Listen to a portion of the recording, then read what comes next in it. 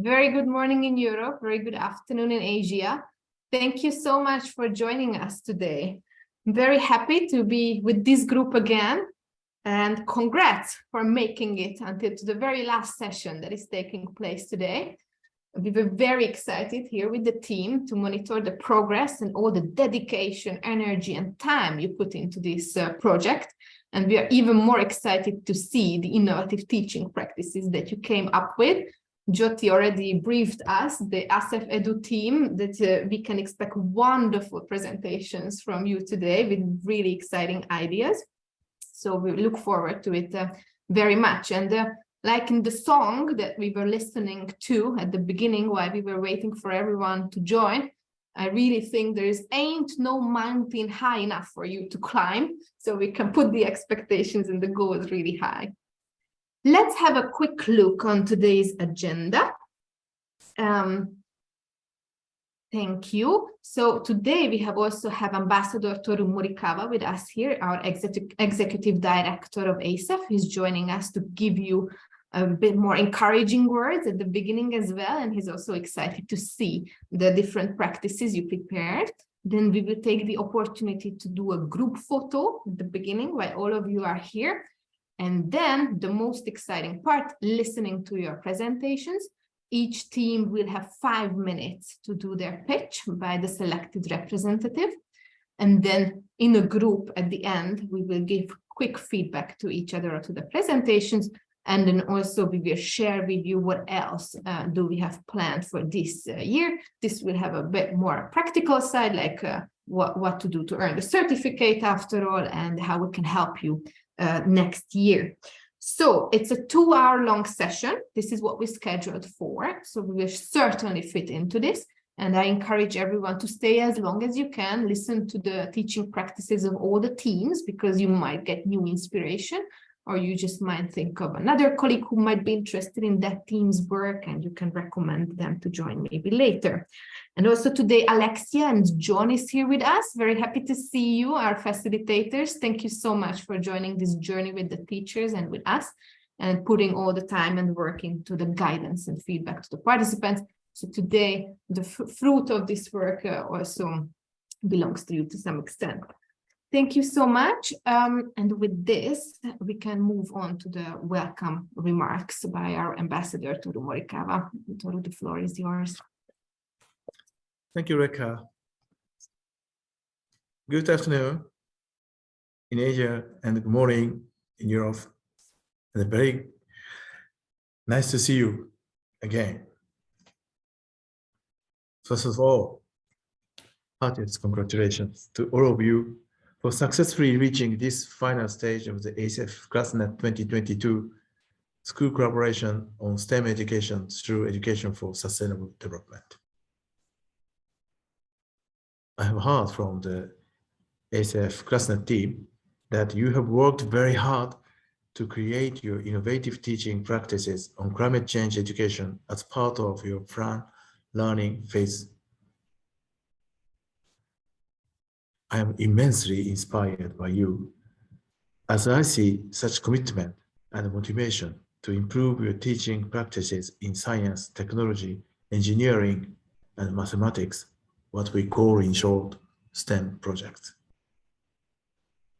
Do you remember that we highlighted a significant study finding at the beginning of your school collaboration journey? The finding was, I quote, if only 16% of the high school students around the world learned about climate change and adopted sustainable lifestyles, there could be a reduction of 19 gigatons of CO2 by 2050. And 90 gigatons was half of the entire world's carbon emissions in 2019. End of quote. We have highlighted these statistics frequently, as it shows how powerful secondary education can be to promote positive climate actions. As you are now creating your own innovative teaching practices to help your students be aware of climate change and equip them with skills to adopt sustainable lifestyles you are on an important and impactful journey that positively contributes to tackling climate change issues across Asia and Europe. Through this school collaboration, we hope that ASF was able to help you understand how significant climate change education is for ensuring a sustainable planet. We hope you are walking away from this project with 3 key learning and aspirations. First, you have built the self-awareness needed for adopting pro-environmental habits to tackle climate change on an individual level. Second, you have built your knowledge and capacity on climate change education and education for sustainable development in a way that now empowers you to translate your knowledge into your local context to innovate and improve your teaching practices. Third, most importantly, you have built a strong network and long-lasting friendship with the ASEAN peers together with whom you can advocate for climate change and transform classroom teaching and learning in a way that its impact transcends borders. I look forward to listening to your presentations on the innovative teaching practices you designed with your groups, and I am excited to follow the implementation next year. So, nice meeting today. Thank you. Thank you so much, Toru. Yes, and now we take the opportunity to take a group photo while you are still with us here today, because we know that you might need to leave a bit earlier. So I suggest that we take off the PPT. Yes, and then we switch to gallery view here. And then Jyoti and Angie get ready. Put your fingers on the print screen button. Can somebody move the hand from Glory Jean? Oh, yes, thank you. And then we encourage everyone to turn your cameras on if you are able to. I know some of you are in the class or driving, but if you are able to turn on the cameras, please do that. And then we prepare, and on 3, we take the first photo. So 1, 2, 3, and smile. Okay, great. And now we take another one.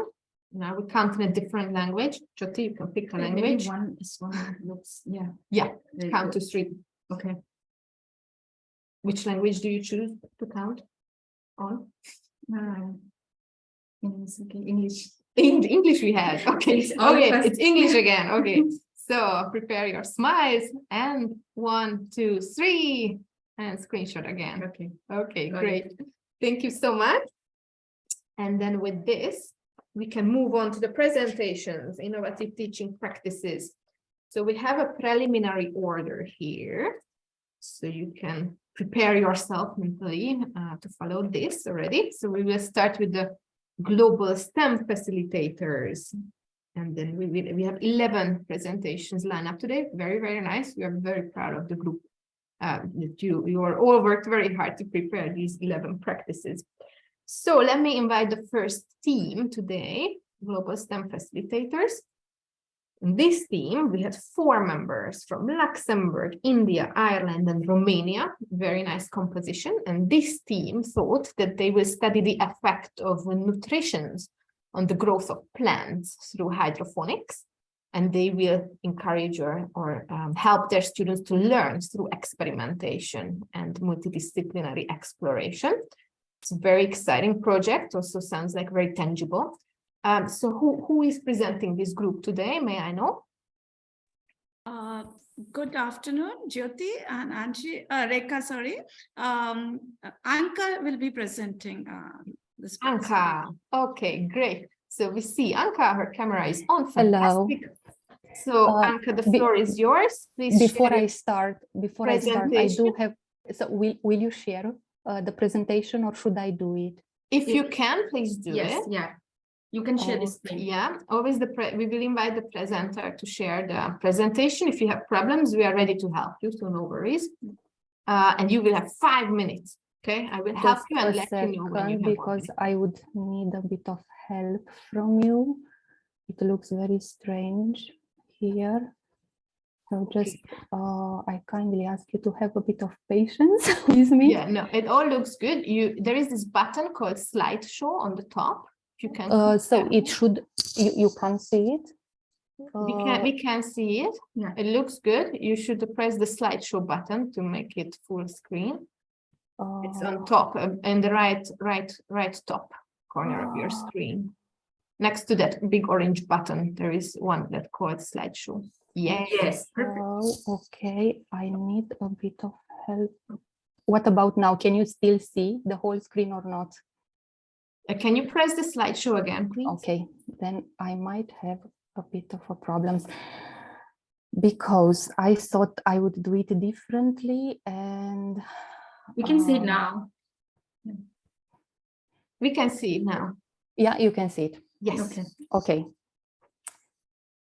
So, hello, everybody.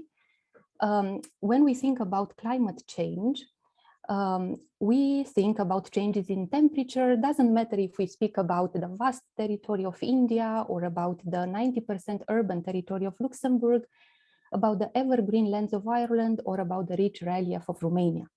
Climate change means finding sustainable ways to produce nutritive food while saving resources and keeping our hands clean if possible.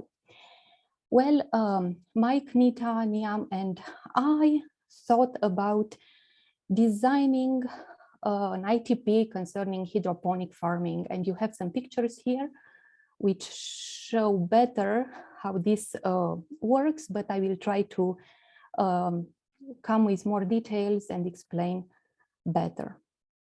Well, the topic is, as I said, how to develop a hydroponic system and how to use it, and the implementation or execution time, it depends.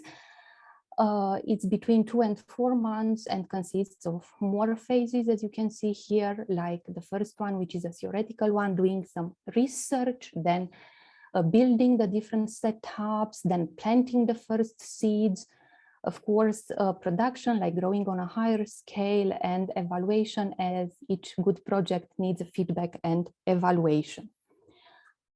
We thought about asking our pupils to work in groups, each group having a different task, and some activities we thought about are, as you see here, they will investigate alternative hydroponic system. They will decide which materials to use because there are plenty to choose from. Constantly, they will measure the temperature, quality and quantity of the water. They will track the growth of the plants. And very, very importantly, they will record their observations. Towards the end, there are a bit more steps, like moving the plants from one recipient to the others. We thought about using recycled plastic materials, such as yogurt containers, to be a bit, to make use of these recycled containers also.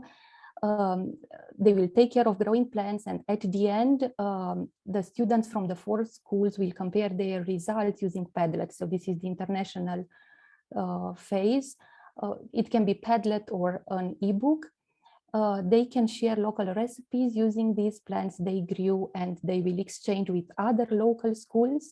We also thought about creating a study set on Quizlet, which is also a digital tool, in order to show their research and their projects. We have more objectives, but because we had to choose 3, we thought about, we thought that by the end of the project, the students will have learned how to build a hydroponic system indoors. They will have learned, we would like, so by the end of the project, the students will have learned how the system works, which local plants they can grow inside their schools, and how to properly grow them. And they will have observed the process and learned how to record their research in order to understand the value of sustainable gardening and saving natural resources.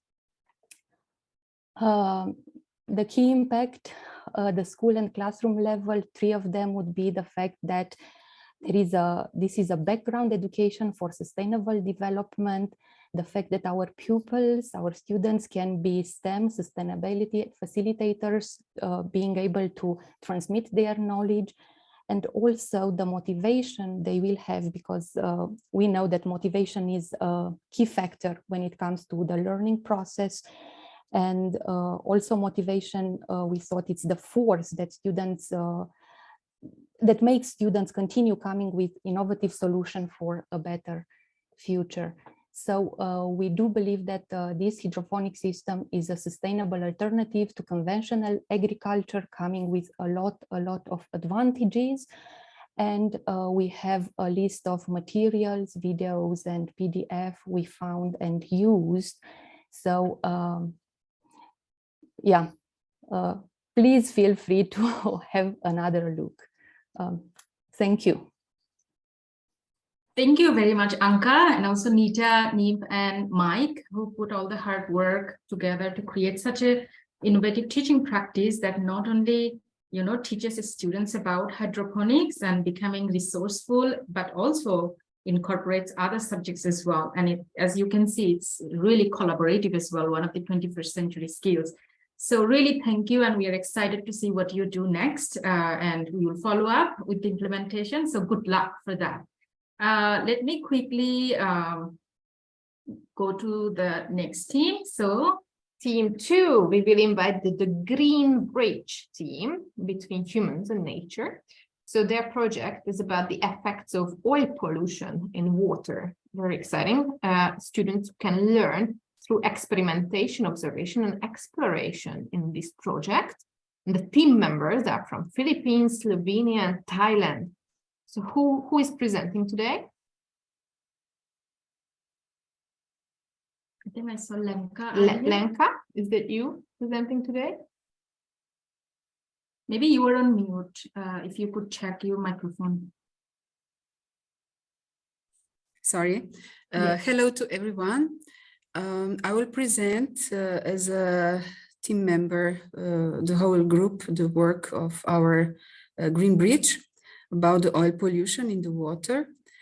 So I would like to share the screen with you. I hope I will have luck.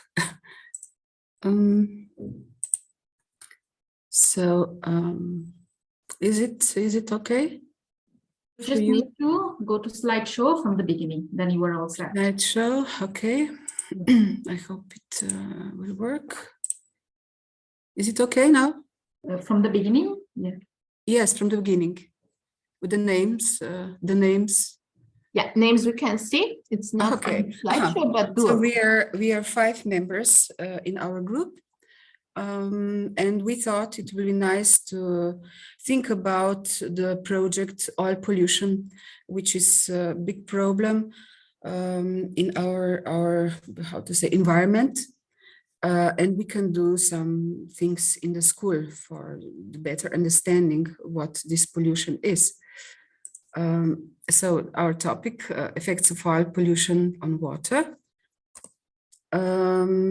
We thought that, you ask us what are the aims of our project, and we thought it will be good to think about 4 C's, which is very important, like critical thinking about the oil pollution. Communication is very important. We suggest that our students can work in groups, so they communicate to each other, and also they look after information from the society about the oil pollution. And we include in our work collaboration, different experiments, and of course the creativity is also very important, so that the students can look for the solution, how to solve the problem of oil pollution in the water.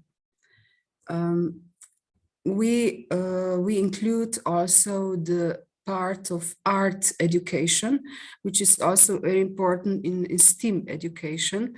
So it might be in a project, we can think about how can students also contribute with their art motivation, like drawing pictures on the seaside or in the near the river or lake. So at the beginning, you would like to begin with the warming up activities to think about the catastrophes. Lenka, Or, so sorry for interrupting. I think your slides are not, we can only see the first slide still. okay, what is wrong then? Do you see an option that says slide share from the beginning? Yes. The left-hand side. Sorry. So you just need to Stop click share again and again sharing. Yes, and yes, yeah, you were here. Okay, go on now. so we are here, yeah, right. So warming up activities at the beginning, and then experiments, hands-on activities.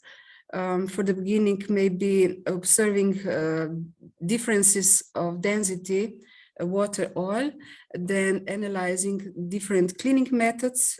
In this part, the students will work in groups, and at the end, analyzing the ecological impacts, like what are the impacts on fauna and flora in our environment. Then the reflection is also very important for all the teams that will be included. I hope we'll go further. And at the end, assessment. Students or their groups, the groups can present the PowerPoint presentation about their work, or they can answer to the worksheets or final quiz on Kahoot. So the key digital tools that we would like to use are different, like here, Kahoot, Padlet, Jamboard, or PowerPoint, or also students can present the films, short films made by Vita, very easy tool to use it to make films maybe about oil pollution. Key learning objectives for students. So teamwork is very important, and collaboration.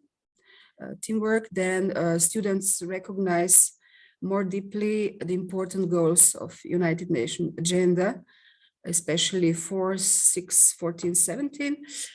Then students think and learn about 4 dimensions of sustainable development, as we heard also during the presentations from our Japanese colleagues, I think.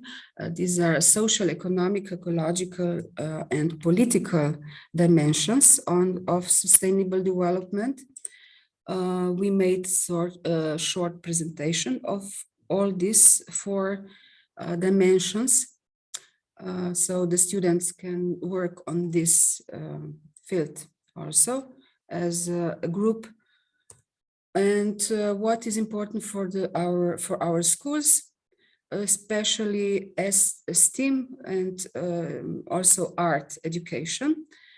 In this part, then the goals of agenda, United Nations, and last but not least, the importance of international cooperation, as we are doing now, cooperation, European and Asian schools.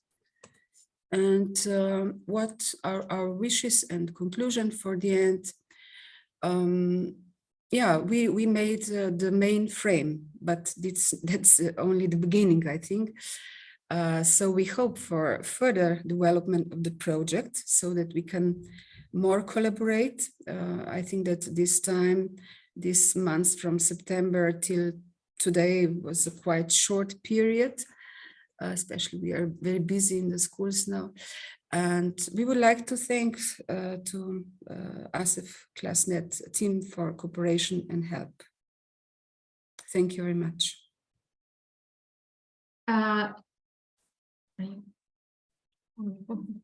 Thank you so much, Lenka. Yes. It's really encouraging for us to see how you have, different dimensions of sustainable development, how you creatively incorporated it. and also how you really work together in your team. So thank you, and we are looking forward to see what you are doing with the topic, and hopefully many educators from Asia and Europe can learn from your innovative teaching practice. Let me quickly introduce the next team. So we have Yuni and Ins and Siazrin from Indonesia, Croatia, and Malaysia. So I'm going to quickly stop sharing my screen again so that they can start sharing theirs. So welcome team number 3. Who's gonna presenting? Sharifuddin is presenting today. Okay, excellent. The floor is yours. Okay, I hope my screen is already shared. Is it Perfect. okay? Yes, we can see. All right. Okay, thank you. Okay. Good afternoon to everyone. Okay, my name is Shivi, and I'm the representative for our group Endurance. Our team members are Yuni, from Indonesia, Ines from Croatia, and myself from Malaysia. Okay. For our ITP, we have actually decided to explore different types of forests in our country. For example, oak forest in Croatia, mangrove from Indonesia, and tropical rainforest from Malaysia, because we feel that the students will be more interested, or having more knowledge to explore, forests outside of their own countries, apart from their own countries, and also outside of their own countries. Okay, this is our topic. Okay, focus, which is forest ecosystem and sustainable forest management. Okay, and our timeline, estimation will be about 8 weeks or probably 12 weeks, 2 to 3 months. And the target learners is from 15 to 18 years old students. Okay, our activities, we break it down into warming up activities, and we also have learning activities.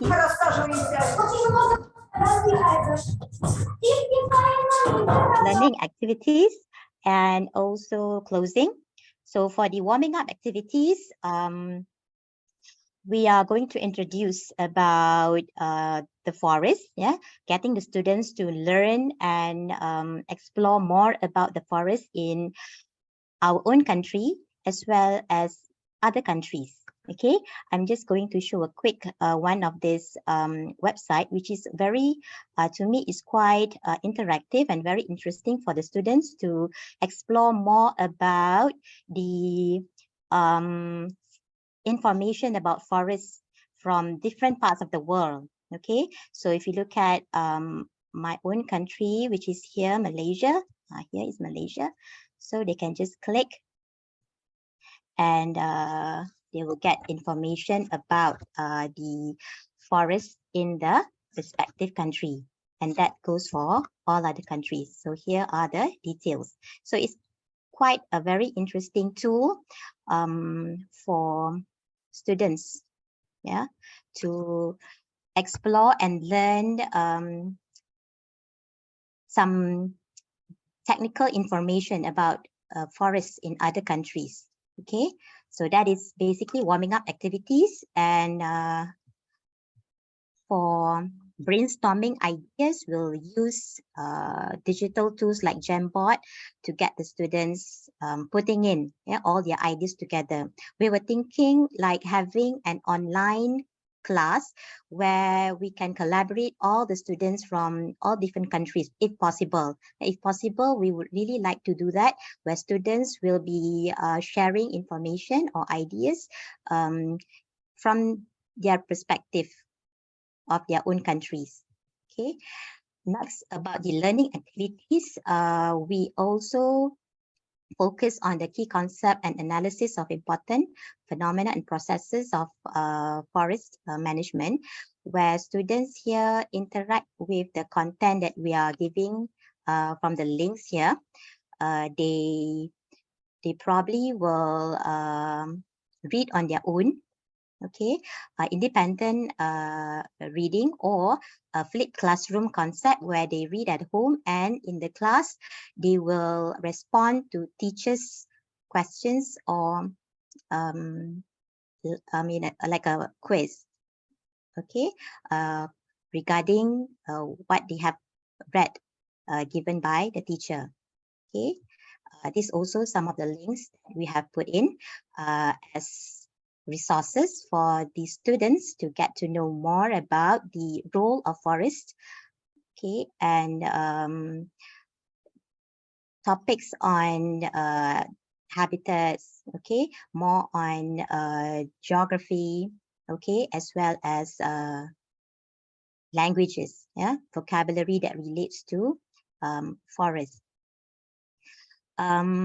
For the enhancement activities, we also will incorporate the digital tools, and we feel that one of the best tool for the students to explore is called Action Bound, okay, an interactive gamification application where the students can experience digital scavenger hunt using their mobile phones or devices.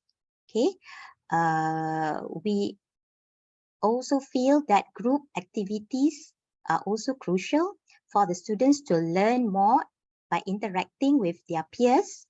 Okay, by giving them some tasks, and one of the example is for them to create a digital poster and present. Okay, present what they have come up with according to the theme that we have decided, which is cut the grid, not the green. Okay, which relate to saving our forest.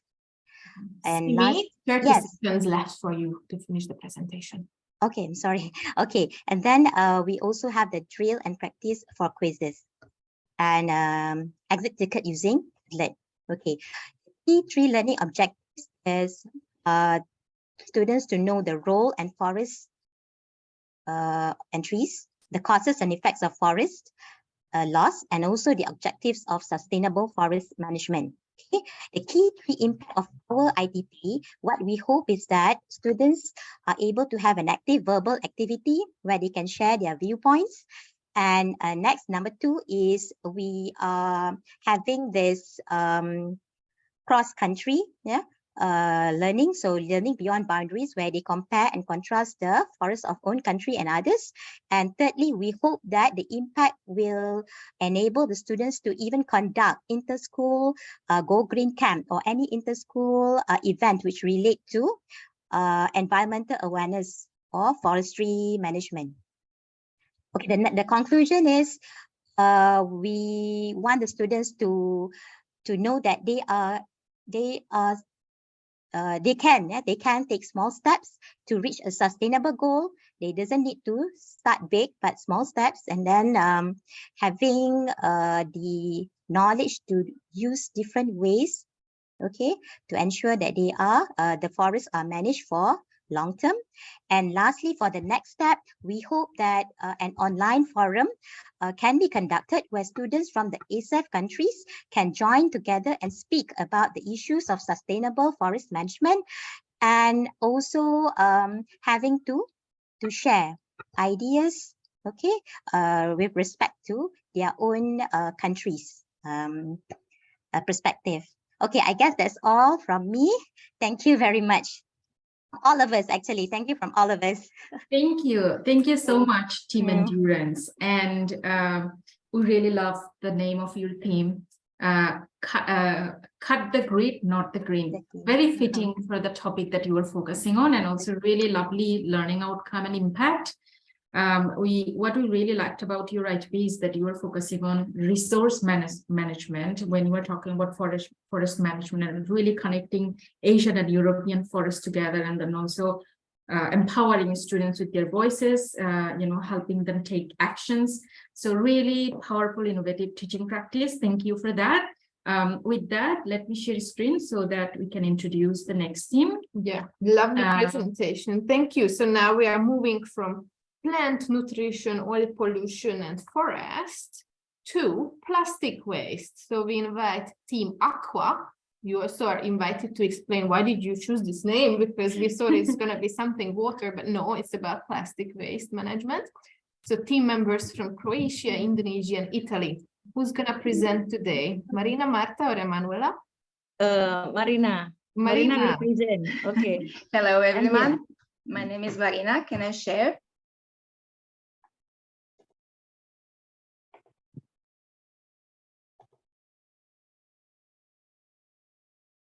Is it visible? Yes. Yes. Okay, thank you. Well, we are Team Aqua, and the name of our ITP is Waste in general. Our team is Manuel Gasca, professor from Italy, and me, professor from a nutritionist from Croatia. We did, and we share the same sea, Adriatic Sea, and we focus on plastic waste. Emanuela is art teacher and art designer, and she do the topic recycling of plastic waste in a creative way. And my part is plastic waste in the sea. We attempted to do it in 3 steps. The first steps is introduction to this topic. The second is gathering information from the internet about recycling and about microplastic as well, and about implementation of the practical work of waste collection. And the third step is a presentation and evaluation from students. There are 3 key learning objectives for students. There is a waste in general, plastic waste and marine life, and recycling and reuse. My colleague from Italy did recycling of plastic waste in a creative way, and she identified 4 learning outcomes. There is a knowledge, hard, soft, and life skills. And she, like I said, she's an art designer, and she often puts A in a STEM education when it means A for arts.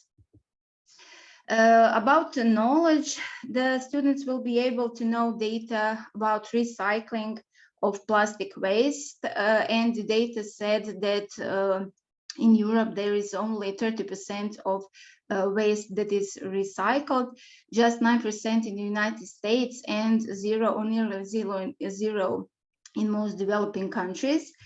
About hard skills, she thinks that collecting data from internet, like circular economy action plan, and this plan has strategy which includes 55% of recycling of all plastics packaging by 2025, and recyclability of all new plastics packaging by 2030. Most important skill, she thinks that is soft skills, which means collection of packaging, selection by color and polymer type, and transforming plastic for its new use. So, according to that, they will create a partnership with the local waste company to analyze the plastic waste and to assess its value. And life skills, it's the same, like developing the skills of communication, because they will work in groups, exchanging ideas, respecting each other's ideas, and project presentation using digital tools. My part of the topic is plastic waste in the sea, mostly Adriatic Sea. And I also came with learning outcomes, knowledge, hard, soft, and life skills. About knowledge, data shows that 80% of the waste comes from the land, mostly plastic packaging waste like drink bottles and single-use bags. But there is also damaged fish nets, ropes, sanitary napkins, etc. Hard skills means collecting global data of marine life, and this chart all table is from AVI litter base. It has been prepared based on the research of seas all over the world, and using verified data from the proper internet. It means that students can develop an idea about the project, of the origin and impact of microplastics. This chart shows that most of the waste in sea is plastic waste, and they can develop a project about collecting a waste from nearby beaches and sorting by type of material. They will calculate the percentage of each category of waste in the total amount, and they will compare it with the data in the world. Soft skills, it means debate between students, and they will exchange of opinions. My students are nutritionists, and they know that eating fish has many benefits. So they had one question. We have done that already. How healthy is such fish for human consumption? When they know that when mistaken for food, litter can damage or block intestines of fishes, and they can the big plastic waste can cause injury, starvation, or strangulation. Life skills is the same. Cooperation, respecting each other, and developing curiosity. They will learn how to present their knowledge to the other students using digital materials and digital tools like Canva and so on. And what is the conclusion? Data show that plastic waste is the most prevalent in the whole world. Plastic waste can be recycled and reused.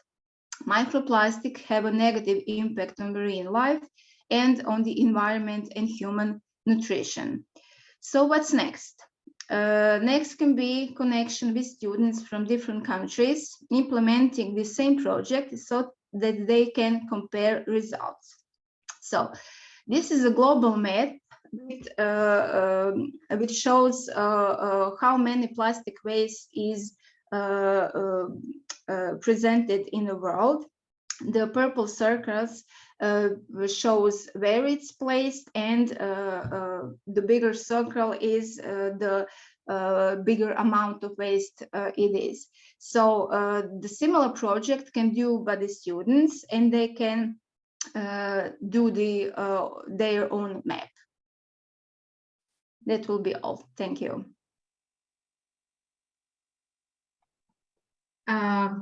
Thank you, Marina, and thank you to your team as well for such an innovative teaching practice. We really liked how you categorized skills. Actually, that's a learning experience, I think, for the other teams as well. So you not only had categorized the skills, but you kind of explained how they're gaining hard skills, life skills. So that was really nice. And also in a way you were looking at interactive elements like this map. I think that was really innovative as well. And I think what we really liked, you were focusing on, for example, contemporary issues that are really important, the poisoning in food coming from the sea, right? And you were encouraging your students to be more critical about those aspects. So great job, and we are looking forward to reading the detailed ITP, and big congratulations. Hey, thank you so much, Marina. Congrats, very nice project. So everyone living in a country where you have ocean and plastic waste is a problem, feel free to join this group. Let's move on to number 5, the Earth observers. So this group chose to focus on observation of the Earth through satellite data. How exciting. So we have members from Luxembourg, Sweden, Spain, and Philippines. Who's gonna present today? Hello, I will present. I am Daniel. Oh, yeah, from Spain. Okay, the floor is yours. Thank you. I will try to share. Yeah. Well, first of all, thank you for the organization, and thank you for the rest of the groups. Because we are discovering a lot of very innovative practices for the classroom, and maybe we can adapt some of them for our classroom. In our case, we are going to talk about the the observation of the Earth from the space. The idea, more than we know the Earth, but well, this is the members of our group. The idea, the innovation of this practice is the use of satellite images to observing the Earth, because we think it's a new way to get information from the school. And the origin was in my country, in my region. We have a very important drought. We have a lack of water, clean water, and we need to discover or to research how is the water cycle, mainly thinking on the towns and the clean water. But in other countries, the problems are different. And in Luxembourg, for example, they are going to study the concentration of nitrogen oxide, monoxide of nitrogen, or dioxide of nitrogen, and CO2 in the air. And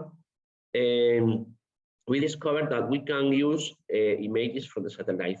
I want to show you an example. For example, here to the left, this is a dam near my town where we get the water. And this is the picture 2 years ago or 3 years ago. And this is a picture taken 2 weeks ago.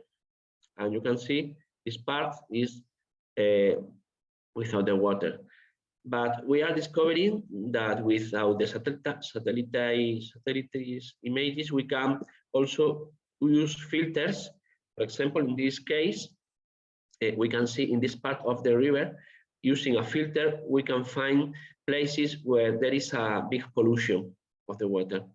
Maybe there is an excess of chlorophyll or other reasons, but this is a pollution in the river. And we can use this tool, this EO browser, to find or to discover pollution in the rivers or in the sea and so on. Then we designed several learning objectives about the climate change, the water cycle, the concentration of CO2 and O2, and acid rains. And in math, for example, we can use the tool, the EO browser, to the measure of surfaces and volumes, and in geography to use the use of the water. We can compare the contrast, the effect of climate change in different water resources, and the most important thing is to develop critical thinking in our students, going to the sources, to the sources where we can get the information, because sometimes we have a lot of information but no real knowledge, and in this way our students can go to the origin of the information. And what impact we expect? For example, introduce the CCE in our school, new ways of teaching learning, innovative resources related with the observation of the Earth from the space, and increase the collaboration with the Asian and European school. We have a lot of tasks to do now, because we were very busy. We have a very small design yet, but we need to work hard and try to finish the design, to make the worksheets for the students, and work a lot. I think in January or February, we would like to apply in this classroom, and we see several problems in our practice. We would like to find something more interactive, inter-schools, but now we have time to design this part. And also we need to deep in the true framework. But we are happy because we think the climate change education is now present in our school more than previously. And that's all. And also, I see Nelly. Nelly, thank you very much, because during the previous week you were our representative in the meetings, because we were not able to attend. Thank you, Nelly. And I don't know if you want to say something to complete this. Nelly, would you like to add something?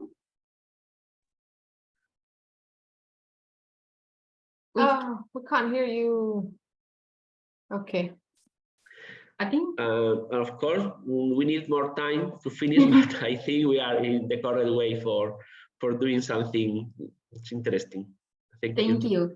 Thank you, Daniel and Team Earth Observers. I think what you have mentioned as part of your key impact, that's the dream we had when we started this collaboration, having more school, build climate change education curriculum, because as you know, half of the world's schools doesn't have a curriculum or do not understand the gravity of climate change education. So the fact that actually all of you are leading the way, but for your team, the fact that you have it as an impact and you are actively focusing on initiating it as part of your school curriculum, that's really inspiring for us to hear. And we also like how you were tackling a real world challenge, like the other teams as well. And in the process, helping your students becoming more critical and be aware of climate change issues. So great job and thank you so much. Let's move on to the next team. Let me quickly introduce the next team. So we have, okay. Positively passionate educators. Okay, very nice. It's a new angle to the theme. They're gonna focus on climate change as well, just through advocacy in the classrooms. So this group, we had 4 active members from Finland, Philippines, Singapore, and the UK. Who is gonna present today? Laurie, Normandy, April, Paul. So Laurie informed me that he can be here today. Anyone from the any other members, Normandy, April, or Paul? Is any of you here? Okay, maybe we come back to this team later. We check in again. We'll move on to the next team. Okay, then we move on to team number 7, the climate climbers. Okay, very nice. This is also related to climate change, but approaching it through thermodynamics of the human body. This was the biggest active group with active members from 5 countries. So you already won a special prize for being active. So many of you from Croatia, Cyprus, Kazakhstan, Laos, and Malaysia. Who would like to present today? Vedran, Mark, Akala, Jasmine. I'm also browsing quickly the participant list, but Akala is here. I only see Akala. Could you unmute yourself? And Akala, can you hear us?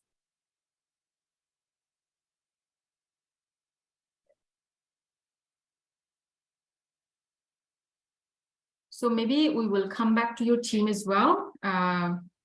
Okay, somebody just joined. Let's hope. Okay, then I suggest we come back to the climate climbers later. And then we move on to team number 8, the green team. Okay, the green team was focusing on climate awareness, learning through research and futuristic predictions. It's also very exciting. It's a very nice team with 5 active members from Brunei, Croatia, Italy, India, and Philippines. And I hear that somebody is already prepared to present. Who is gonna be there? Hi, hello, it's Branka from Croatia. Branka. Let me just share the presentation. Sorry. Okay. I think it is okay now. Yes, perfect. Yeah. Well, greetings from the green team. Let me just quickly present the members. Glory from Philippines, Renevati from Brunei, Siddharth from India, and my name is Branka and I'm from Croatia. Maria from Italy couldn't join us and she contacted us in the beginning of the this action plan. Well, Our topic focus was climate awareness through futuristic predictions, and our timeline is consisted of the 3 months plan, where we in fact include these steps. In December, we would connect students, and students would make video presentations about their country, about the nature in their country, different regions, different climate parts of these regions. Also, we would make one check-in meeting of the teachers to just conclude and present the next steps. In January and February, we would make a video conference where students could debate about the problem, about climate changing, and they would, in fact, use their knowledge to, show the main problems in their countries about the climate changing.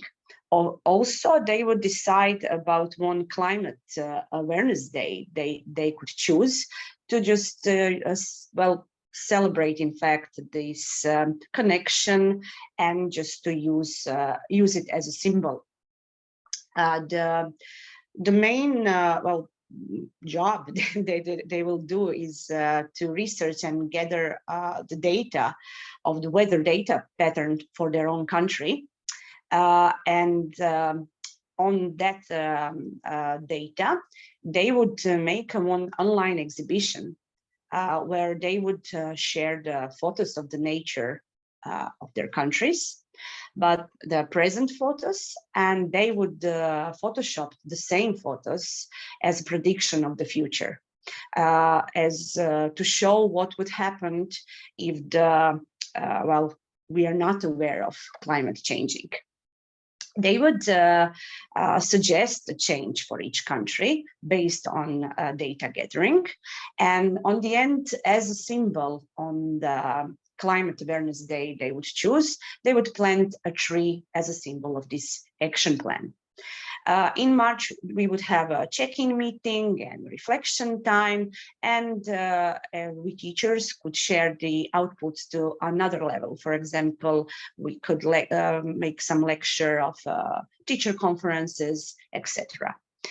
We would use Google Meet for a video conference, WhatsApp for communication of the students and our communication, Photoshop to create photos of the future, emails for online exhibition and suggestions, Office and Excel tables for gathering data, and ebook for gathering data on one place for all the countries that they are involved.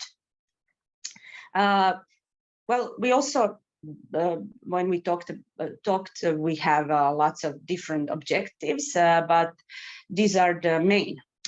We want to help students understand that some events in the nature have repeating pattern.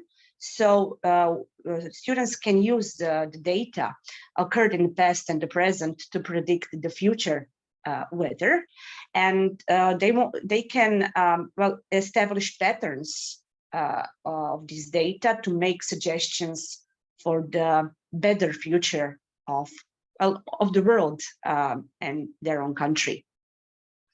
The key impacts are that the data they use are realistic, they're localized, and the real world encounter that can provide concrete application of the knowledge and the skills when they're in the classroom. And on the end, reflection and analysis can help them move from experiencing a lesson to understanding what would happen and why would happen. So our conclusion is when the students use real data information, when we teach and when we are designing such class, students are more engaged. They can connect better. They can have a better experience from the real world problem, real world challenges. So they are more motivated, they can work better, they can connect better, and they can learn to imply that in their future jobs and have a new skill on that way. And our next step is to make lesson with an integration of the real world strategies even more in our lessons in our class afterwards. So that's it, and thank you all from the Green team.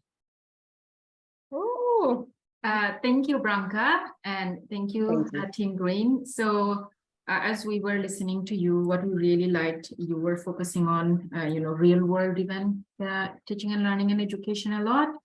And another aspect was really crucial is the enabling your students through this ITP to make informed decisions, such an important 21st century skills as well as life skills, right?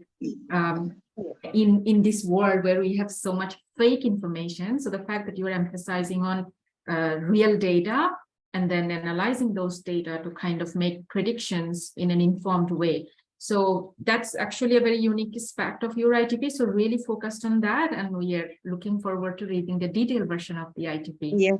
Thank you very much. And I have to say that Glory really did great work about this data gathering, but it was very detailed, so we couldn't put it in the lesson, but we have it. We have it, and I hope it will be a great collaboration in these few months. No, very, very nicely done. If I were a student, I would love to go through this process. It really, really great. And we also have Renavati here with us today. However, she's logging in from Jeddah, so we cannot put her on the screen. But thank you so much for joining and supporting your team. Yeah, and I think Sid is also somewhere here. Yes, I Sid. saw Yeah. So thank you all. It was a very good experience, and I hope we will make the plan going. Yeah, just because the point which focuses more on data patterns or weather patterns, we just want them to realize, like when we saw during the COVID pandemic times, the whole of the ozone actually reduced. So that was something very real what happened. So when they see these changes, they note down the data patterns, they'll actually see the change, what they could do when they were just at home. And what are the do's and the don'ts? They realize by doing. So that's the main purpose behind collecting the data of the climate and weather patterns. Yeah, thank you, Sid. And actually, we're really hoping to see that you build a strong ITP, because I think we can share it with other teachers from Asia and Europe to kind of create more engaging classroom. And also, it's lovely to see how all of you work together really well in the team. So thank you for that as well. With that, let us move on to the next team. So let me quickly share my screen. Or actually a previous team, right? Actually, yes, Yasmin, I saw Yasmin was here. From Climate Climber, yes, right? On the thermodynamics of the human body. So Yasmin, we invite you to represent your group, and I think they need more time. So we move on to the next. Do you need more time, Yasmin? Yes. Yes. I need more time. Maybe like another after 3 groups. Yeah. Okay, great. Then right. we move on to group 9, BCPV. That's their name. They are focusing on monitoring the influence of air temperature on individual plants. And I cannot pronounce this word. Phenological phases. Please explain us what is that exactly. So in this team, Belgium, Croatia, Philippines, and Vietnam. So Ellie, Carolina, Jervin, Miley, who is presenting today? Hello, good afternoon from the Philippines. I will be the one to present. Jervin, okay, excellent. The floor is yours. Okay. So once again, good afternoon from the Philippines.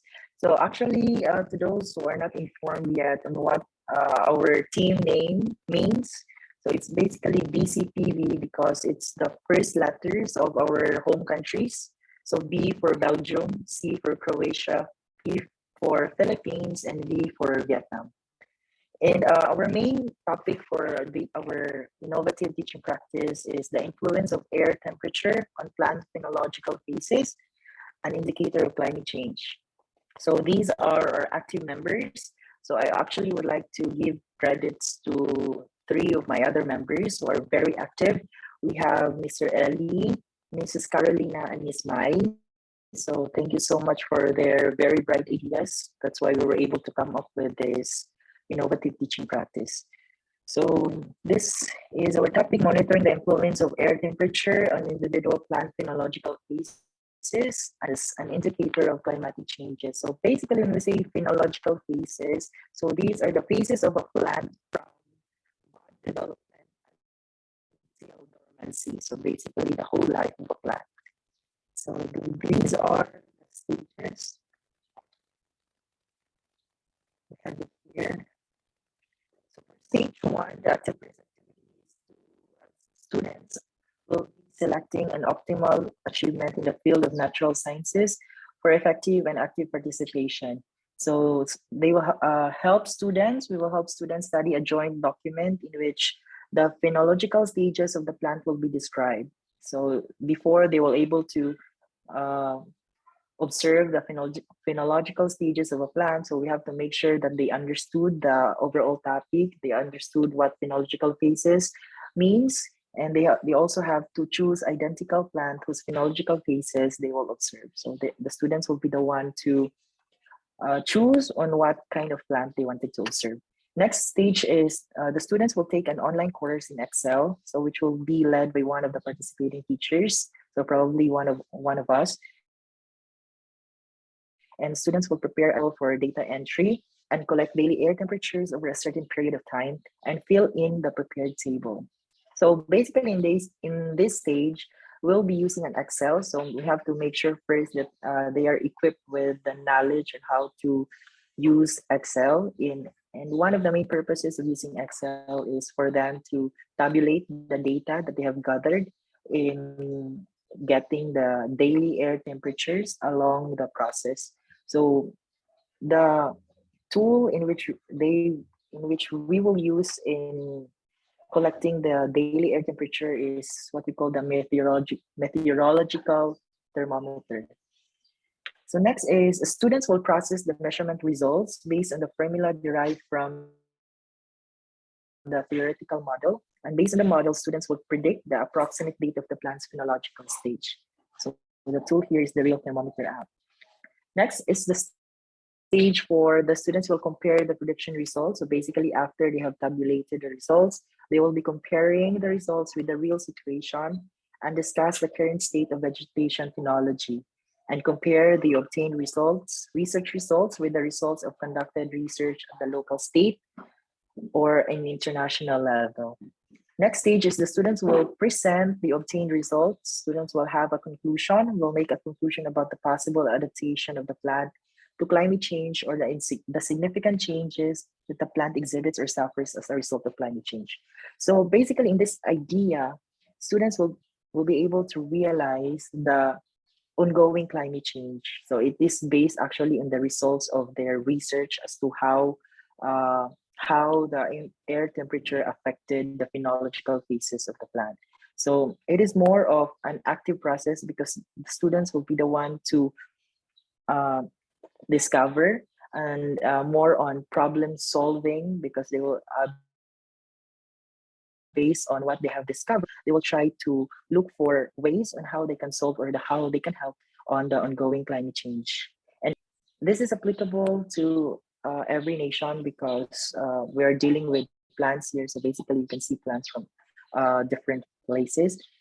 And for the conclusion, a key learning objective for students first is the students will be able to do a research to recognize the individual phenological phases of a plant. And the students will learn how to properly use a meteorological thermometer, how to measure, and how to collect data as well. Third one is the students will be trained in data processing with the help of the spreadsheet, specifically the Excel and data processing programs, and they will be able to analyze, read, implement and investigate the graphic presentation of basic weather forecast data, air temperature. So basically, in our innovative teaching practice, we does not only incorporate climate as well as the science topics, but we also make sure that they are we incorporated technological tools, especially the Excel. And the students will be able to interpret the obtained results compared to previous research conducted by other authors. They also make comparison of the phenological phases of a plant and gain knowledge of how climate changes is affecting the different nations or continents.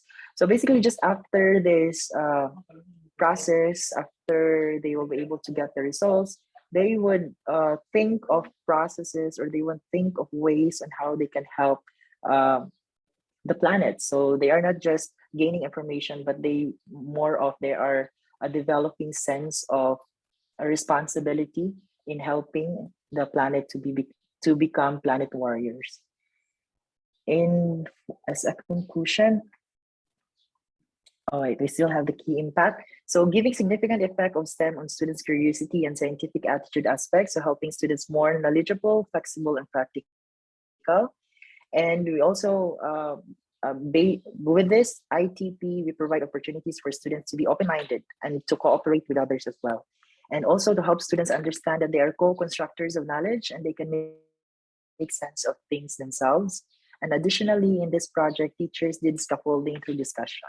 So the teachers played an important role here because they will be the one to guide the students, especially in giving concepts about the phenological phases of the plant. And also they will also help the students in properly using the Microsoft Excel in tabulating the data. In last slide, as a conclusion, so based on the content of this innovative teaching practice, it can be concluded that the ITP can develop student scientific attitude and cooperation with others.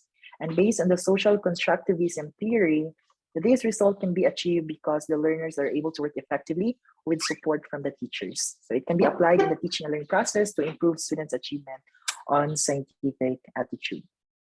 Lastly, the climate crisis is engaging a wider range of students in science than just those that have a natural inclination towards the subject. This is a very positive step and should be built on further by schools and educators. Students will be aware of the relevance of STEM subjects that holds in everyday life and are engaging with it more than they perhaps would have before. So I think that's the end of the slide. So we are actually open to more suggestions on how we can further or how we can make our ITP better. So thank you so much for the opportunity to present our ITP. I think thank you, Jarwin. Thank you, Team VCPV. So what we really liked about your presentation, you mentioned about students being co-constructor of their own learning material. So that's learning partnership between teacher and students, right? So the fact that you carefully focused on that, the fact that your team looked into that and was aware of it, that was really innovative part, right? Designing learning experiences together with the students and give them ownership of what they are learning. I think from your presentations, we can see that the students who will be engaged in the ITP will hopefully come out as really technical expert on data analysis and all. But I think it will be, we think it will be good to add some fun elements in it. Otherwise, it might be a bit too heavy for students. So maybe that's an area you can focus on as a team, how you can make it a bit more, adding some more interactive fun elements.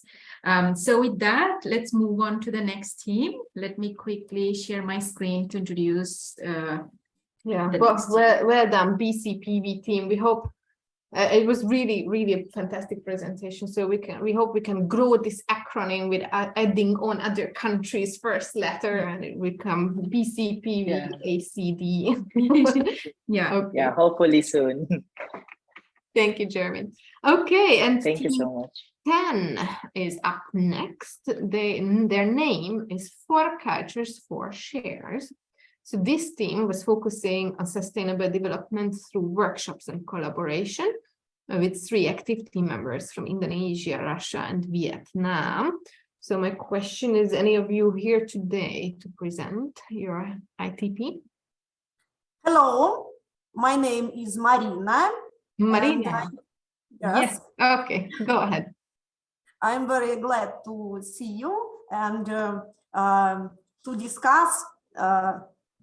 So may I show my presentation? Yes, now. Yes, you can share your screen. So, greetings from the team for cultures for shares. The name of our innovative teaching practice is harmful effects on environmental pollution on people's life. The pollution of the environment and its natural resources, such as water, air, or land with different pollutants, is known as an environmental pollution. The biggest and main harmful effect on pollution is on the environment, as it breaks up the environment and also the different ecosystems present in it. Environmental pollution has adverse effects on both the humans and the other environmental living and non-living things. Environmental pollution is a worldwide problem, and it causes hazardous effects on humans and natural resources. The pollutants cause the long-term as well short-term. Hi, Marina. Sorry for interrupting. I think we see the first slide. We don't see I think you are not moving the slides. Mm-hmm. Do you hear? Слышите? I think you can use the arrows to move the slides. So for now, we only see the first. Yes. Yeah. Yes. Mm-hmm. There you go. As for the team members of our team, there were three of them from Indonesia, Russian Federation, and from Vietnam. And all the team members were active and communicated via emails and online meetings in Zoom. As for the topic focus, it was integrating education or sustainable development in teaching practices. As for the timeline, we did a lot of activities in November and December, such as thematic trainings among participants of the development of training modules to achieve the goal of sustainable development, quality education. We also did mutual exchange sessions, workshops in a remote format, and we created a formal thematic page about the work of the collaborative project for students and teachers on our school websites. We prepared a brochure for teachers on topic innovative teaching. Did a practical module of training tasks in the subjects of the natural science cycle on the collection and analysis of data related to various properties of wind, including wind speed, trends, and direction, as well as its relationship with atmospheric pressure, the study of the influence of wind on other weather phenomena, the environment, and human health. As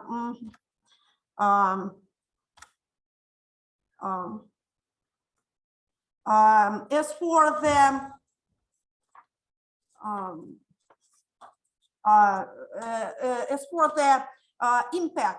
impact on our students, I'd like to say the following. Through climate change,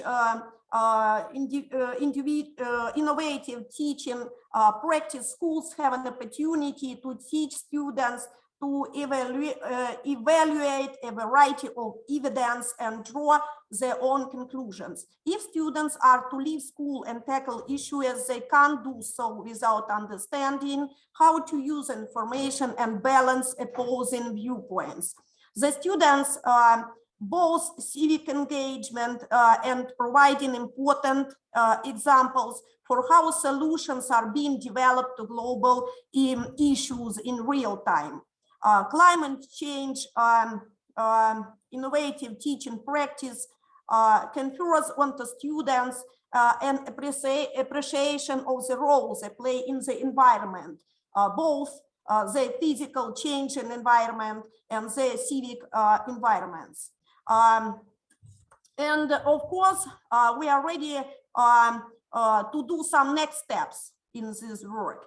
We are going to present our results of the project with a photo report at the Methodological Council of the school.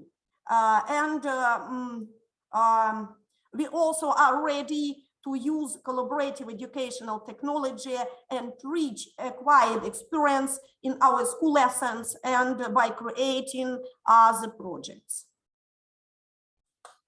Thanks a lot for this hard work and for cooperation. Thank you, Marina, and to the team, 4 Cultures, 4 Shares. So first of all, what we really liked about your presentation when you were talking about it, you mentioned about a photo report.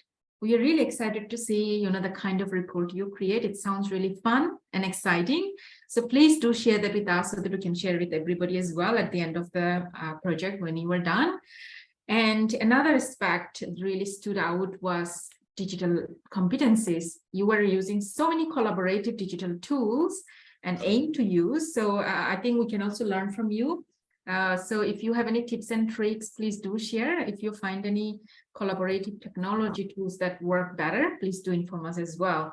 The fact that you were also trying to create a resource booklet for teachers, I think that's very encouraging and really, I think a timely relevant resource if you were creating it really nicely. So really great job. Thank you for all the hard work. And yeah, so we're really looking forward to reading the detailed ITP.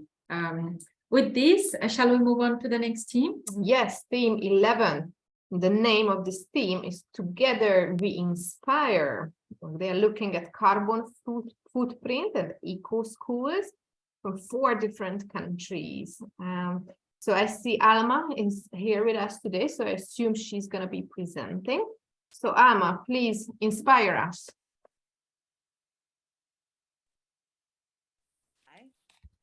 In fact, Eugene is going to present. Ah, okay. Eugene, okay. Then let us find him, her. Because we didn't. Good afternoon. I'm gonna try to share my screen first. Okay, wait, it's 1 minute. I tried before, but it didn't let me. Now let's see.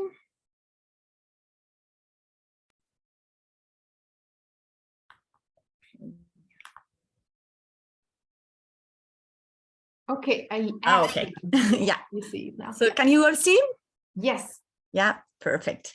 Okay, so actually the name was We Get Inspired.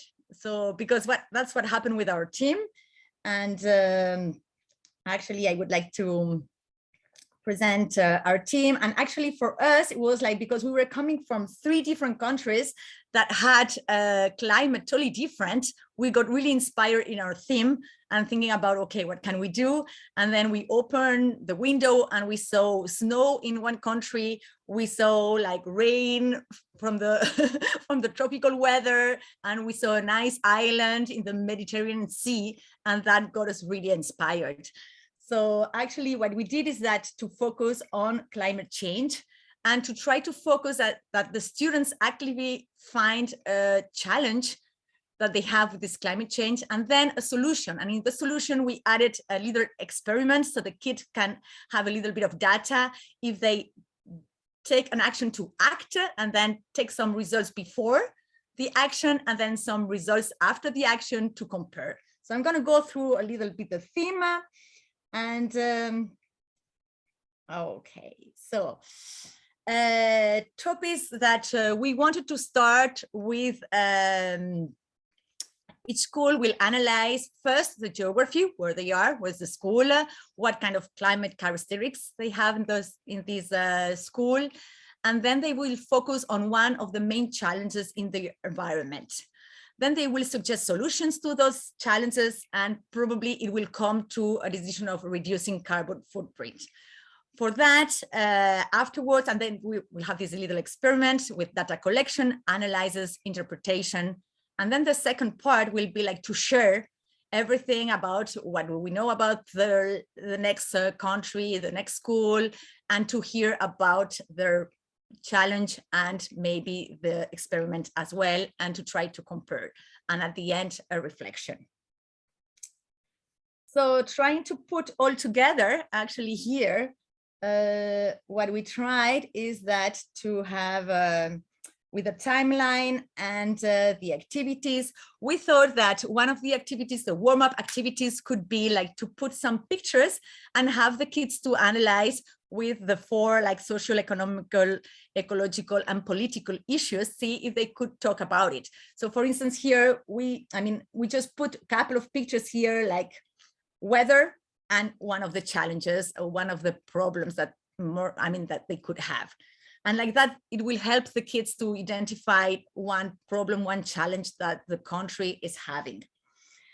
The resources for that could be like pictures, then maps, Google Maps, Atlas, iPads, Jamboards to share and to work together.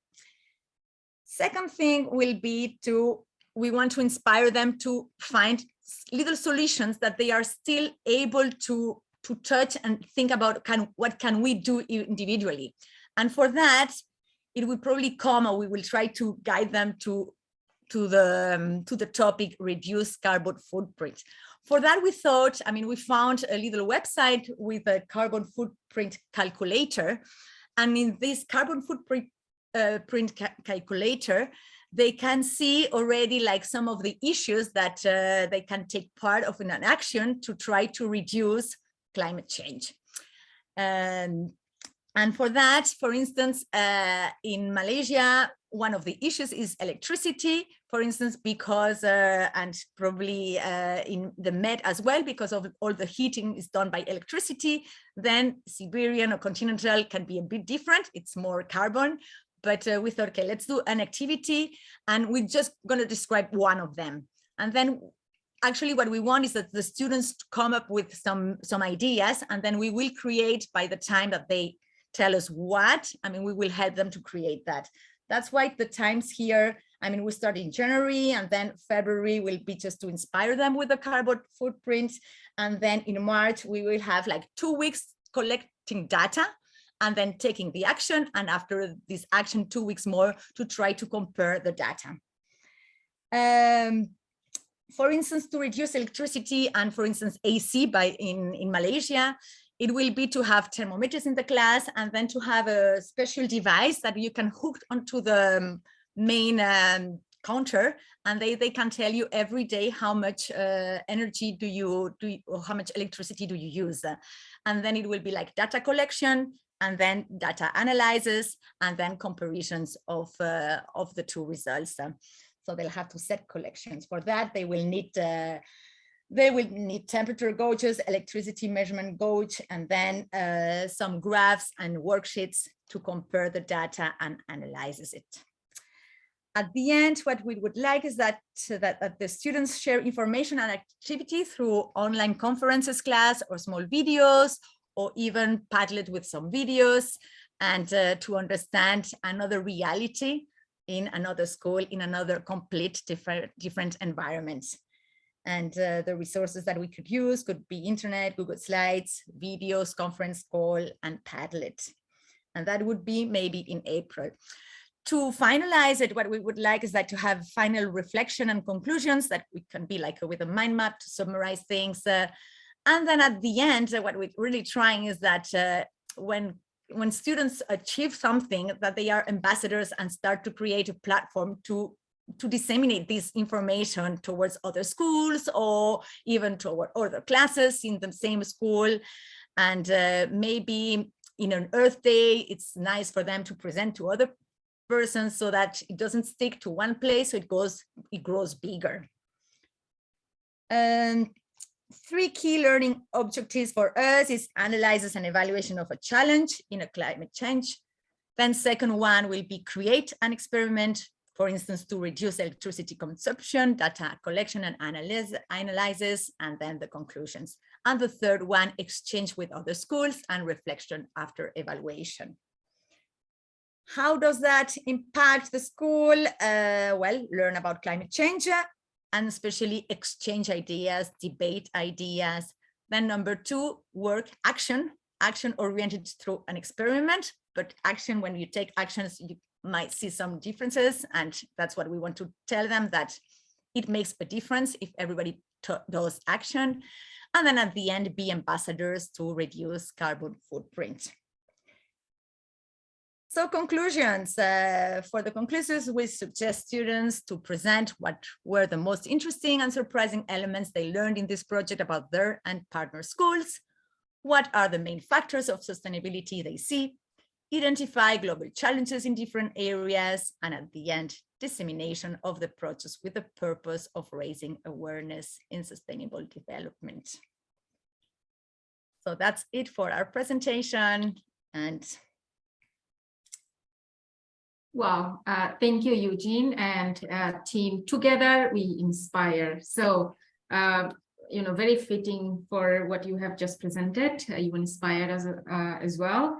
So the fact that when you were talking about your activities and the timeline, you talked about, you know, first asking students to come up with ideas and then taking it from there. That's why you designed the timeline the way you did. So I think that's really a good way to give students ownership of their learning. And as educators, all of you know that giving students ownership is the first step to making learning environment more interactive and engaging and more powerful. So really a lovely job. Thank you so much. You mentioned about students becoming ambassadors and creating a platform. Our hope is that your platform will grow, that you know, there will be a lot of Asian and European student ambassadors. Please do keep us posted. Would love to highlight what you are doing, what your students are doing through our social media channels as well. So great job and congratulations. So shall we move on to the next team? Yeah, Okay, very inspiring carbon footprint related project. And then the last team, the Climate Climbers, we invite Yasmin from Malaysia to represent her team and tell us more about this innovative teaching practice. Okay, hi Reka, hi Jyoti, and hi everyone. I'm Yasmin from Malaysia, and our group is the Climate Climbers. And our ITP is biophysics, thermodynamics of the human body. Okay, so our members, Mr. Vedran, Mr. Mark Wilkinson, Mr. Zana Nur Kasimova, Mr. Akala Pompita, and me. So we are from Croatia, Cyprus, Kazakhstan, Laos, and Malaysia. Okay, and our project is actually spearheaded by Mr. Vedran, and we all decided that, you know, this is a really good project for us to explore on. And oops. Okay, so this is our ITP at a glance.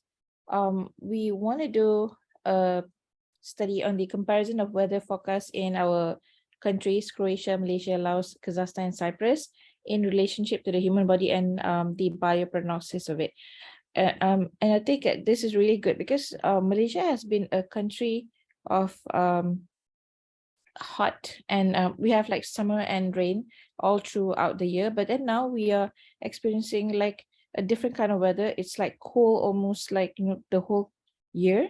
So this is actually a very good study for our students because everyone is taken aback by what's happening to the climate in Malaysia at the moment, and I believe that in all of our countries also we are facing the same thing.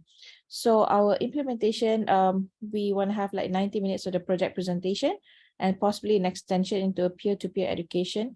So we hope that if it's allowed that we can get about like 8 weeks of the project time, because the students need to study the weather forecast for quite some time because it doesn't happen in one day. So our key activities, students will develop a survey first to question the habits of general high school students population about whether they are following or keep tracking on the weather forecast data. And students will also gain knowledge and skills in learning how a professional Wi-Fi weather station functions and operates. This is interesting because this is new to me. Like, you know, I'm really learning a lot from this project. And students will be able to analyze, read, implement, and investigate the graphic representation of basic weather forecast data. And students will analyze and try to predict the patterns of weather forecasts graphically by comparing online data between our 5 countries.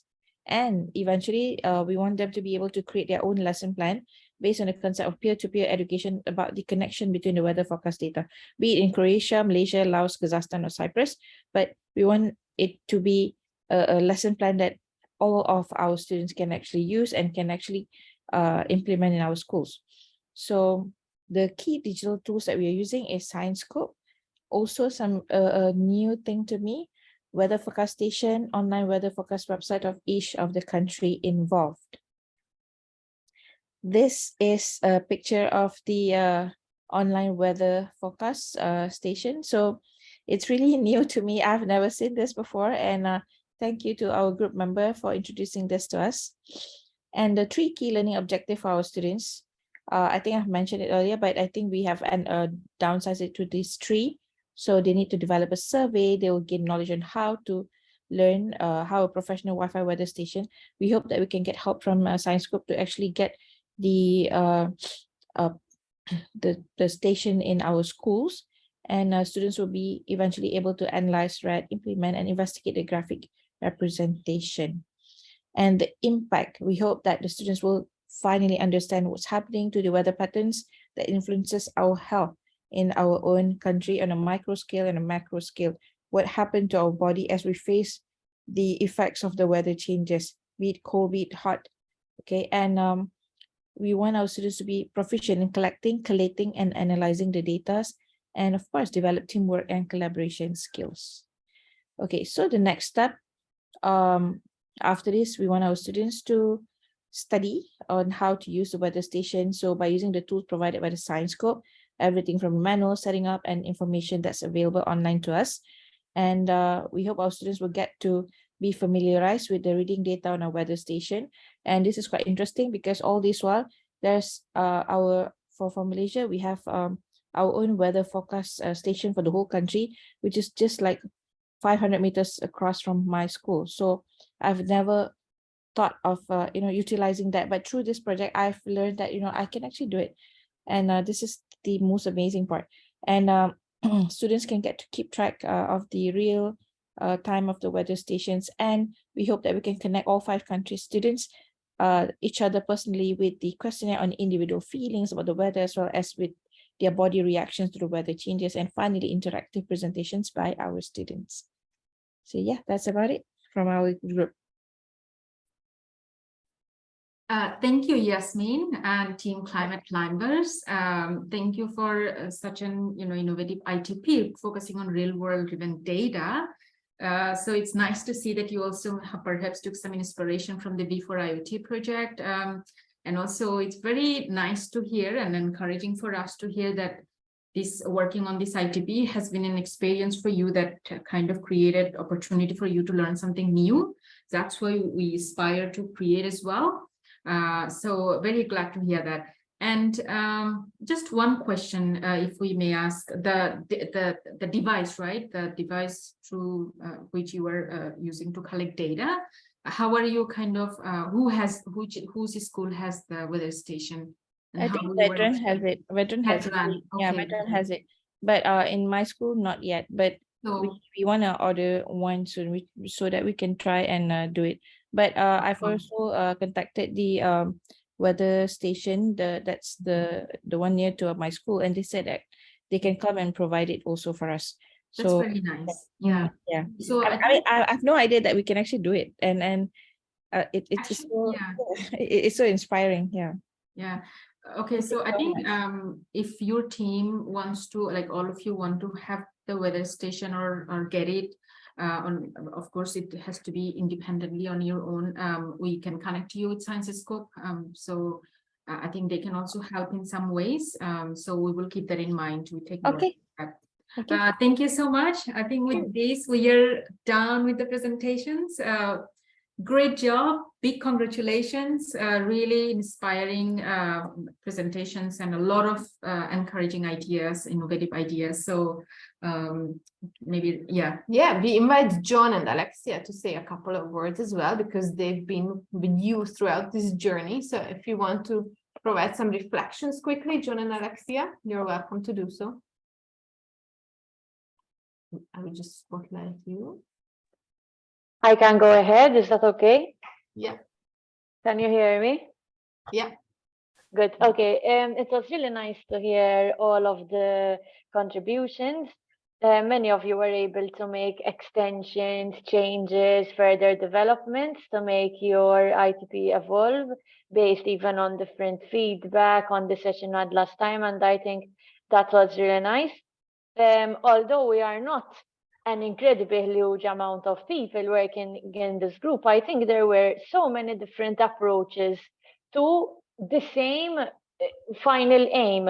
So there were mentions of, for example, gamification, peer learning, debates, so very innovative approaches in pedagogy.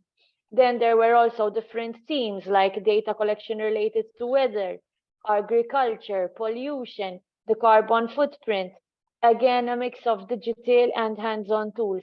And I think all of this really enables students to develop their 21st century skills in a real and sort of in a way that will have a long-lasting impact on them after this project as well. And also because the selection of the topics were very relatable to the students, sometimes directly to your community or to different countries within your group.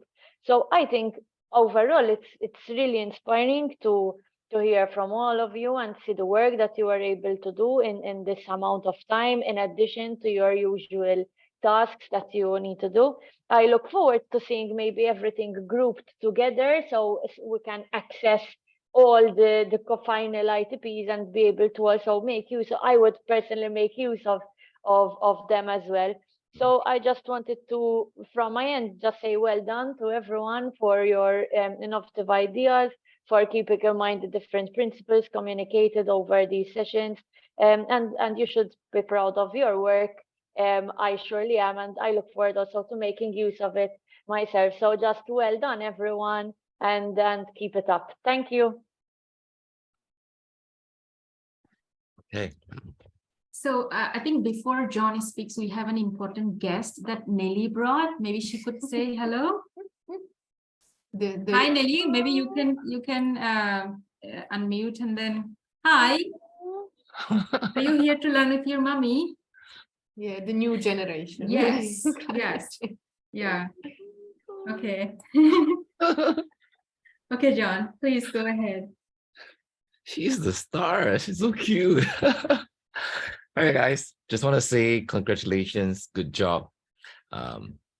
It's very inspiring. I love to see how you have finally connected the dots.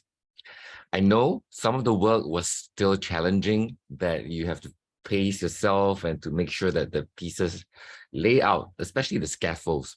I love how the different learning activities chain together. I think that's something that the students will take back the most, because in the learning of this concept around sustainability and sustainable development, you can't rush to teach content. You can't rush to force students to memorize. A lot of it is by discovery and by inquiry-based learning. I worry for those groups that have intercultural collaboration. I worry because I worry that they're going to make a lot of chaotic learning happen, because when different cultures and all that comes together, oh, that learning will be so fun. That is a productive worry. That's a productive worry. At the same time, learning to go beyond our geographical spaces is one of the most beautiful things that this topic affords. So guys, good job. Love you all. Okay, thank you so much. You're always very inspiring and encouraging. So it was great to have you in this group. Okay, thank you so much. We are absolutely amazed. Thank you for sharing all these teaching practices with us. And it's over to Jyoti to share a couple of announcements with you regarding the closing of the program and how we can take these practices forward. Thank you, Rekha. And thank you, John and Alexia, for such kind and inspiring words as well to our participants. So first of all, yes, we know it's closing today, but you still have some work to do, but you have done everything now. You just have to put things together. So you have the detailed and final innovative teaching practice submission on 22nd of December, and then you can have a great Christmas. Of course, you know, without your feedback, we cannot improve the session for next year. So we really would love to hear you, what went well and what you appreciated, what we could have done better. So please do fill out the feedback form, which is mandatory as well, because we would love to hear from all of you. And then, of course, for all of this, you know, hard work, we would like to, you know, give you a certificate of recognition. So for the certificate, just a quick reminder, you have to do the exercises and you have done the ITB and then the feedback form, right? So we will send a quick reminder, look out for emails for more detailed information for all of this. And we will individually follow up with those of you who perhaps missed some of the exercises. So we'll have a grace period. We'll give you that time to complete those remaining tasks. And of course, for all the amazing teaching and learning activities that you have designed, we want to highlight those on our social media platform, our blog platform. So we will be working on that from now on till early next year. So please look out for the post on our social media channels as well. And that's it from my side. Yes. So remember the deadline is 22nd of December, Thursday. And then you can go into the holidays with ease of mind that your certificate will be on the way and arrive to you before end of this year. And we're not going to put these submissions into the cupboard, but we're going to promote them actively on our platforms, like Jyoti said, also making it available for teachers who are joining our future projects to reach out to you. So also in these emails and the forms, the team will ask you whether you're okay to give a contact person for the given innovative teaching practice, so that anyone in the future interested in working with you and joining your project can reach out to you. So that's it. It's been a pleasure, really. It's a farewell, but not a farewell for a long time, just for now. And we look forward to staying in touch and keep helping you in whatever we can. Feel free to reach out anytime if you think there is something we can do for you. Yeah. And if any of you really want to, you know, make any comments or want to share something, we have about a few minutes left. So the floor, we open the floor to all of you very quickly. Yeah, we will be here. Feel free to speak up. And then otherwise, ain't no mountain high enough for you. So all the best. I have a quick question. Yes. In the platform, would it be okay to have all the different presentations, just in case we want to work in something? And because you say that you're going to put it in the platform, but later on, and when it's more worked out, but just for the moment, I mean, there were some things that I might be using or I could use, and then I would love to have already what the people worked on, and then to have access to it. Is it possible to have it in the platform where we are all as the group of this course, or do we have to wait until you actually put it on the website, on the? Of course, you know, as part of your submission, we will be, we cannot share them publicly yet because we have to go through some editing process, quick reading as well. But for the closed group, for the learning platform, yes, we are happy to share it there so that everybody can read everyone's and then maybe can get some ideas. And also, as you have seen each other's presentation today, if there is a particular team that are kind of doing something similar like you were doing and you want to talk to them, please do drop us an email, then we will connect you. Yeah. Thank you. I think that's it. Good luck for the final ITP submission. So we are looking forward to receiving them and also working on your certificates. And then maybe it's not too soon to say Merry Christmas, right? Well, those of you celebrating. Yeah. So goodbye. Goodbye. Thank you. Bye. Thanks, everyone. Thank you. Bye-bye.